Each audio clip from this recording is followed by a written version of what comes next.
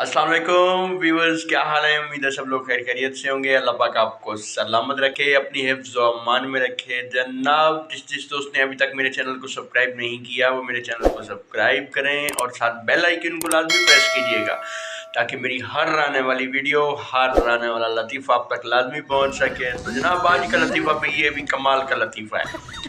ते ओ एक जड़ा ना बंदा आई भाई आई ते उस जड़ा ने टपना है नहर टपनी आई एक पास जड़ा क्रॉस करके ते उस जड़ा ना वो बनना है दूसरी साइड ते कोई बाबे जड़े होंदे ना वो माशाल्लाह सियाने भी बड़े होंदे ते कई जड़े बाबे जड़े ना वो पता नहीं क्यों इन्हें थोड़ा जिहा दिमाग लट्ठे हुए होंदे ते वो जड़ा है वो क्रॉस करने लगा ते उस जड़ा वो एक नाल एक बाबा वंदा पिया है ते उस को पूछया कि जी बाबा जी मैं जड़ा ना नहर क्रॉस करनी ते मैनू जड़ा ना बई वो दसो कोई पुल और अगली जगह ते है या पिछली साइड ते कोई पुल है तो मैनू दसो।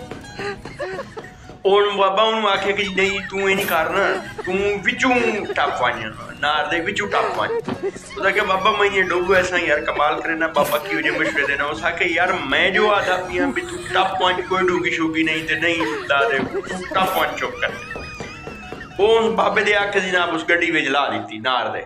वो जिन्हें नार दे ला दी उस गड्डी गई डुब ते अगर जड़ा ना वो तर शर के शोदा गोते शोते खांदा होया बंदा जड़ा वापस आया बाबे ने उस नाप लिया। उस आखे बाबा तू मैनू केड़ा मशवरा दिता।